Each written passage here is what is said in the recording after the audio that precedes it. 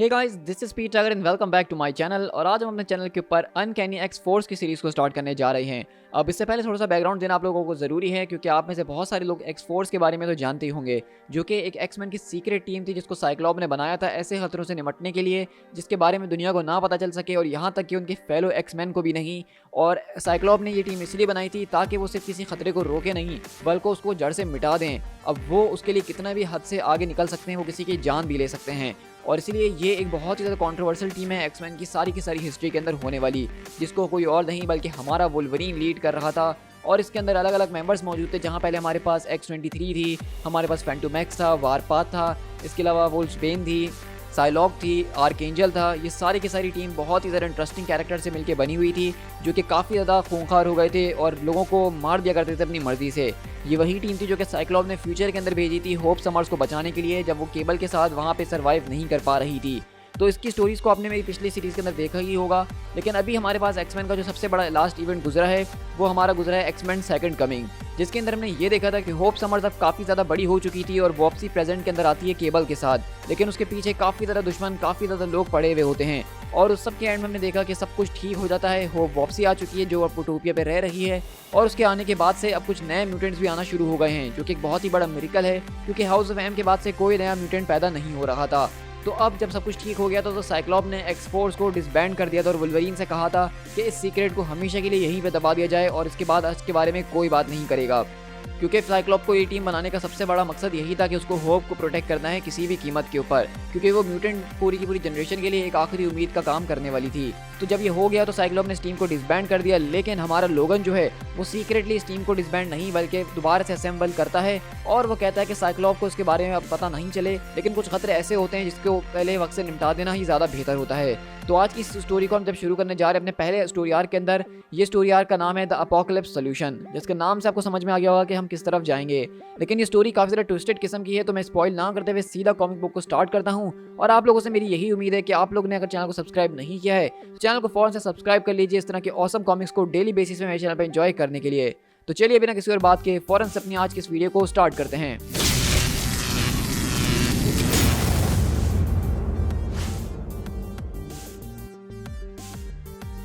तो हमारी x Force की इस नई टीम के अंदर कोई और नहीं बल्कि डेडपूल भी इसका मेंबर बन चुका है, जिसको हम देखते हैं कि वो यहाँ एक तरह के सीक्रेट मिशन के ऊपर मौजूद है, और वो अपनी दिमाग के अंदर अपने आप से बातें करता हुआ आगे की तरफ बढ़ता है, जो कि एक तरह का हमें सीयर नज़र आ रहा है, जहाँ हम देखते हैं कि उसको यहाँ पे उनकी तरफ से एक सीक्रेट मिशन के ऊपर भेजा गया है, और सामने उसके बहुत ही बड़ा स्टैचू होता है, जिसके अंदर हम देखते हैं कि जब डेडपूल यहाँ पे जाता है तो उसको यहाँ पे एक बहुत ही बड़ा फोर्ट्रेस टाइप की चीज़ नज़र आती है, जहाँ पे डेडपूल अपनी ग्रैबलिंग गन का इस्तेमाल करता है और सीधा लटकते हुए ऊपर की तरफ जाता है ताकि पता लगा सके कि आखिरकार यहाँ चल क्या रहा है। और अगले पल हम देखते हैं कि जब डेडपूल यहाँ से झांकता है तो वो देखता है कि यहाँ कुछ अजीब व गरीब तरह की सेरेमनी हो रही है, जहाँ वो लोग कहते हैं ये सब कुछ आपके लिए है my Lord, all for you और फादर, ये सब आपके लिए है हमारे फादर, और हम ये सब आपको विलिंगली ऑफर करते हैं। और इसी तरह हम देखते हैं कि यहाँ पे एक तरह की डिवाइस, एक तरह की चीज़ मौजूद है जिसके अंदर शायद कोई शख्स मौजूद है, और यहाँ पे 5 लोग उसके आसपास खड़े होकर एक तरह की सेरेमनी परफॉर्म कर रहे हैं। और अगले पल हम देखते हैं कि उसमें से वो लोग जो हैं वो बेसिकली एक लड़की को वहाँ पे मार देते हैं, एक तरह से उसकी बलि देते हैं। और जैसे ही वो लड़की मरती है उसका खून ज़मीन पे गिरता है, तो वो पूरी की पूरी डिवाइस अचानक से वो चमकना शुरू होती है, और अचानक वो खुलती है, उसके अंदर से सिर्फ धुआं ही धुआं नज़र आता है। और वहीं से डेडपूल बोलता है हे ओके वाओ, मुझे वो जगह मिल गई है और इसके अंदर कोई शक करने वाली बात नहीं, ये वही है, और मैं इस बारे में प्रीटी श्योर हूँ। हाँ, मैं सही में सच कह रहा हूँ भाई, और मैंने कोई दारू वारू नहीं पी हुई है, मतलब मेरे ख्याल से इतनी ज़्यादा नहीं पी हुई कि मैं गलत बातें करूँगा। होल्ड ऑन, मुझे यहाँ पे कुछ सुनाई दे रहा है। और अगले पल हम देखते हैं कि डेडपूल के पीछे वहाँ पे खतरनाक तरीके का जो स्टैचू उसको दिखा था वो जिंदा होकर आगे उसके ऊपर अटैक कर रहा होता है। लेकिन इसी तरह हम यहाँ से किसी और के पास नहीं बल्कि साइलॉक और आर्कएंजल के पास शिफ्ट होते हैं, जहाँ पे हम देखते हैं कि एंजल के दोनों रूप उसके सामने खड़े हुए होते हैं, और वहाँ से एंजल कहता है कि मुझे बचा लो प्लीज़ बेट्सी, वो मुझे अपने साथ ले जाएगा, मैं टूट चुका हूँ, वो मुझे मिटा देना चाहता है। लेकिन वहीं से आर्कएंजल कहता है कि उसकी बात सुनने की तुम्हें ज़रूरत नहीं है, ये सिर्फ बकवास कर रहा है और कुछ भी नहीं, मैं तो सिर्फ इसको फिक्स करने की कोशिश कर रहा हूँ, वो भी इसके अपने अच्छे के लिए, जस्ट वेट, मैं तुम्हें भी फिक्स करता हूँ। और अगले पल हम देखते हैं कि बेट्सी एकदम चिल्लाते हुए उठती है, क्योंकि ये पूरा का पूरा नाइटमेयर वो देख रही थी। अब मैं थोड़ा सा आपको आसान लफ्ज़ों में एक्सप्लेन कर देता हूँ कि यहाँ चल क्या रहा है। तो बेसिकली एंजल जो है, जिसको हम सब जानते हैं, जिसके वाइट कलर के पर हैं और वो बहुत ही ज़्यादा हीरोइक तरीके का एक्समैन का कैरेक्टर है, उसका एक ऑल्टरनेट रूप भी है जो कि आर्कएंजल है। और आर्कएंजल एंजल तब बनता है जब अपोकलिप्स ने उसको अपना हॉर्समैन बना लिया था।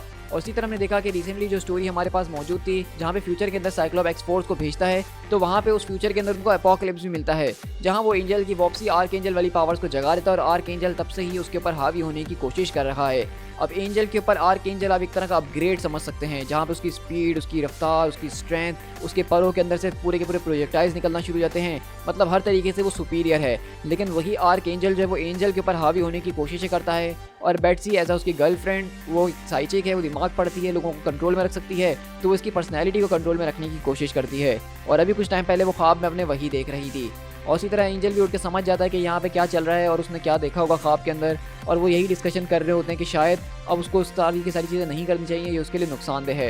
लेकिन बेट्सी कहती है कि सिर्फ मैं ही यहाँ पे एक ऐसी शख्स मौजूद हूँ जो कि तुम्हारे और उस आर्क एंजल के बीच में खड़ी हुई है, और अगर मैंने ही हार मान ली तो तुम्हारा फिर क्या होगा, तो इसलिए तुम्हें घबराने की कोई ज़रूरत नहीं, मैं सब कुछ संभाल लूँगी। और जब इनकी सारी की सारी बातें चली रही होती है, तो अगले पल उनकी डिवाइस के ऊपर अचानक से एक बीप उनको सुनाई देती है। तो वहीं से बेट्सी बोलती है, क्या तुम कोई कॉल एक्सपेक्ट कर रहे थे इतनी रात को? तो एंजल बोलता है कि इस पूरे के पूरे फ़ोन का कोड सिर्फ एक ही आदमी के पास मौजूद है, प्रोबेबली शायद उसे दोबारा से दारू पी ले और कुछ भी नहीं। और अगले पल एंजल हम देखते हैं कि वहाँ पे बात करता है और कहता है कि सच में मुझे सुन के काफ़ी ज़्यादा सरप्राइज फील हो रहा है, क्योंकि मैंने एक्सपेक्ट नहीं किया था कि तुम्हें वहाँ पे कभी कुछ मिलेगा। तो वहीं से बेट्सी फौरन से एंजल का दिमाग पड़ी देर कहती है कि तुम झूठ बोल रहे हो ना, तुम इसके बारे में जानते ही थे कहीं ना कहीं, और तुम्हें इससे डर भी लग रहा है। तो एंजल बोलता है कि नहीं, मुझे डर बिल्कुल नहीं लग रहा। तो बेट्सी बोलती है तुम ठीक कह रही हो, ये बेस्ट पॉसिबल फाउंडेशन हो सकती है एक रिलेशन को रीबिल्ड करने के लिए। चलो मैं तैयार हो जाती हूँ क्योंकि हमें काम पे जाना है।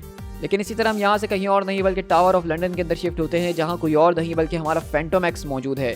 अब फैंटम एक्स एक बहुत ज़्यादा इंटरेस्टिंग कैरेक्टर है जो कि वेपन एक्स फैसिलिटी का बनाया हुआ ही एक वेपन है, और उसका मेरे ख्याल में वेपन 14 या 15 नंबर है जो मुझे ठीक तरीके से याद नहीं। लेकिन इसके पास भी ज़बरदस्त तरीके का हीलिंग फैक्टर मौजूद है, इसके पास एक अपना आर्टिफिशियल इंटेलिजेंस जो कि सेंटिएंट है वो मौजूद है, और इसके पास ज़बरदस्त तरीके की शिप मौजूद है। मतलब ये एक फुल ऑन पैकेज है, और इसका ज़बरदस्त तरीके का फ्रेंच एक्सेंट भी है। और हम देखते हैं कि वो यहाँ पे बेसिकली किसी वॉल्ट वगैरह के अंदर घुस रहा होता है अपनी सारी की सारी चीज़ों को इस्तेमाल करता हुआ। लेकिन जब वो वहाँ पहुँचता है तो वुल्वरीन हमारा उससे पहले वहाँ पहुँच चुका होता है और कहता है कि तुम हार चुके हो बब, और तुम्हें अच्छी तरीके से याद है ना, तुम्हें मुझे वो बॉटल ला के देनी ही होगी। तो फैंटम एक्स बोलता है कि मुझे तो ये बात समझ में नहीं आ रही कि वो बॉटल जिसकी कीमत $2 मिलियन की है, तुम्हें आखिरकार उसके बारे में पता था कैसे चला? तो लोगन कहता है कि गूगल का नाम सुना है बच्चे, उस पर हर चीज़ मौजूद है। तो वहीं से फैंटम एक्स कहता है कि वेल, एक शर्त तो शर्त होती है और तुम जीत गए हो, तो कल तक वो बॉटल मैं तुम्हें ला के दे दूँ, और मैं इस बात की उम्मीद करता हूँ कि तुम उस शराब को पी के ही अपनी जान से हाथ धो बैठो। तो लोगन बोलता है, ओह ख्याल तुम्हारा काफ़ी अच्छा है, लेकिन मैं उस बोतल को पीने नहीं वाला, बल्कि मैं उससे कुछ और काम करूँगा। शायद अपने क्लॉथ को साफ़ करूँगा, डिसइंफेक्ट करूँगा, और घर के कमोड वगैरह साफ़ कर लूँगा। लेकिन वहीं से लोगन बोलता है कि चलो मेरे ख्याल से अब हमें यहाँ का काम फ़ौरन से समेट लेना चाहिए, क्योंकि मुझे एक बहुत ही ज़रूरी कॉल आई है, और मेरे ख्याल से हमारा वहाँ जाना ज़्यादा ज़रूरी है। और अगले पल इसी तरह हम देखते हैं कि बेसिकली लोगन और बाकी की सारी टीम फैंटम एक्स जो है अपने जहाज़ में लेते हुए उस लोकेशन की तरफ जा रहा होता है, जो कि बेसिकली अब ये नई एक्स फोर्स जो है उसका एक तरह का हेडक्वार्टर समझ सकते हैं। और लोगन बोलता है कि देखो, मैं इस बात को अप्रिशिएट करता हूँ कि तुमने मदद के लिए पूरे के पूरे यूनिट को बुलाया है एंजल, लेकिन तुम इस तरह अकेले काम नहीं कर सकते इस टीम से छुपाए हुए। मैं जानता हूँ कि तुम्हारे लिए पर्सनल है और ये अच्छी बात नहीं है। तो एंजल बोलता है कि पहले बेट्सी मुझे लेक्चर दे रही थी और अब तुम भी दोगे। तो लोगन बोलता है कि हाँ, लेकिन मैं दोनों में से किससे बात कर रहा हूँ, क्योंकि इस वक्त तो तुम दोनों ही को पायलट्स हो ना, तो ये बताओ कि इस वक्त चेक एंड बैलेंस कौन रख रखा है। तो आर्क एंजल बोलता है कि नहीं, मेरे ख्याल से तुम ठीक कह रहे हो, मैं इसके अंदर इमोशनली इन्वेस्ट हो चुका था और इसलिए मैं इस मिशन के पीछे इतना लगा हुआ था कि मैं इसको अकेले करने पर उतर आया था, लेकिन इसमें अभी कुछ भी कॉम्प्रोमाइज़ नहीं हुआ है। तो लोगन बोलता है कि चलो अगर ऐसी बात है तो मैं तुम्हारी बात से एग्री करता हूँ, लेकिन अब ये जो कुछ भी है हमें इसे डील तो करना ही होगा ना। तो बेट्सी बोलती है कि मैं इस बारे में सोच रही थी, क्या ये एक स्मार्ट मूव होगा कि हम चारों इस तरह से वहाँ पे चले जाएं। तो लोगन बोलता है कि यहाँ पे हम कोई आम चार नहीं, बल्कि मैं वो अपने साथ उन चारों को लेके जा रहा हूँ जो कि मुझे सबसे ज़्यादा पसंद हैं और जो अब तक ज़िंदा भी हैं। तो उसी तरह हम देखते हैं कि वो लोग किसी और जगह नहीं बल्कि ठीक उसी जगह के ऊपर पहुँचे हैं जहाँ पे डेडपूल मौजूद है, जिसने अभी कुछ टाइम पहले आर्क एंजल को सिग्नल भेजा था। और इसी तरह वो पूरी की पूरी टीम सीधा उसी पूरी की पूरी जगह के ऊपर पहुँचती है। और वहीं से आर्क एंजल बोलता है कि ये सारी की सारी मार्किंग्स मैं इनको शायद पहले कहीं देख चुका हूँ। तो वहीं से लोगन बोलता है कि तुम्हारा ऑपरेटिव वो यहाँ पे मौजूद था, उसकी स्टिंग मुझे हर जगह से आ रही है, और यहाँ पे कुछ और भी मौजूद है। क्योंकि अगली बार हम देखते हैं कि वो बहुत बड़ा सा बीस्ट वो यहाँ पे मौजूद होता है, जो कि लोगन उसके ऊपर जाके सीधा अटैक करता है, लेकिन वो अपने ज़बरदस्त तरीके के एक्स से लोगन के ऊपर अटैक करके उसको दूर फेंकता है। और अगले पल वो अपने पूरे के पूरे एक्स को मार के लोगन की बॉडी को बीच में से खोल देता है, और उसके एक्स के लगने के बाद से ही लोगन बेसिकली फौरन से पोजेस्ड हो जाता है। अब ये बात आप लोगों ने नोट करी होगी अगर आप लोगन की कॉमिक्स को मेरे चैनल पे फॉलो कर रहे हैं, कि हर दूसरी तीसरी स्टोरी के अंदर लोगन फौरन पोजेस्ड हो जाता है। कभी कोई इसको डीमन पोजेस कर लेता है, कभी कोई शक्ति उसको पोजेस कर लेती है। लोगन का सिर्फ काम ही यही है कॉमिक्स के अंदर। और वहीं से आर्कएंजल चिल्लाता है कि वो पोजेस्ड हो चुका है, तुम दोनों जाके उस बीस्ट को गिराओ और मैं लोगन से निपटता हूँ। और अगले पल लोगन हम देखते हैं कि सीधा आर्कएंजल की तरफ क्लॉज निकालते हुए बढ़ता है और कहता है कि मर्डर, फायर, रैथ। लेकिन हम देखते हैं अगले पल बैट्सी जब बेसिकली उस पूरे के पूरे मॉन्स्टर के दिमाग के अंदर जाके अटैक करती है तो वो भी वही सारी की सारी चीज़ें बड़बड़ाना शुरू कर देती है। और फैंटोमैक्स बोलता है कि चलो तुम यहाँ से दूर हो जाओ, तुमने भी फालतू बातें करना शुरू कर दी हैं। तो बैट्सी बताती है कि उसका माइंड एक तरह का हेलो रूम है जो कि कंप्रेस्ड हुआ है सारे के सारे सौरों से। तो फैंटोमैक्स बोलता है कि चलो ये तो तुमने मुझे अच्छी खबर दी है, मैं शायद इसको इस्तेमाल कर सकता हूँ।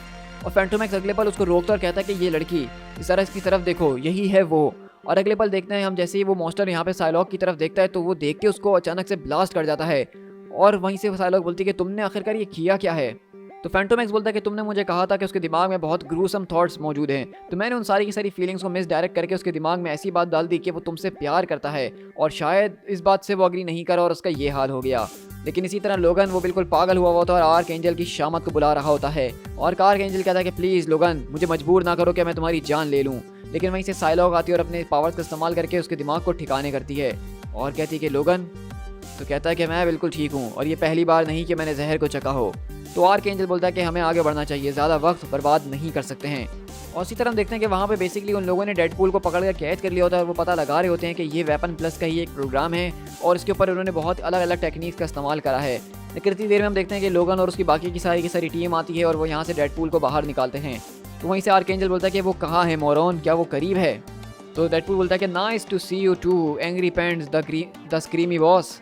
और वहीं से हम देखते हैं कि फैंटोमैक्स बोलता है कि ईवा ने मुझे बताया कि किस तरीके से एक जायंट सेलेस्टियल स्पेसक्राफ्ट जो है वो एक ज़बरदस्त तरीके के जम के लिए पावर अप हो रहा है, मतलब शायद वो यहाँ से भागने की कोशिश कर रहे हैं। और वहीं से लोगन बोलता है कि उन लोगों के पास इतनी टेक्नोलॉजी मौजूद थी लेकिन उन लोगों ने इसके मुंह को बंद नहीं करवाया। तो फैंटोमैक्स बोलता है कि मेरा कहने का मतलब ये था कि जब उनका जहाज़ यहाँ से निकलेगा तो आसपास की सारी चीज़ें बर्बाद हो जाएंगी जल के, तो वक्त आ चुका है कि हमें यहाँ से निकलना होगा। और इसी तरह वो लोग वहाँ से निकलते हैं। डेडपूल बताता है कि हे फैलास, वो सारे के सारे लोग वही थे जिसने इस बेचारी लड़की को मारा है। तो मैं तुम लोगों से एक क्वेश्चन पूछता हूँ जेंट्स, मुझे बताओ कि तुम एक सर्कस को कैसे मार सकते हो।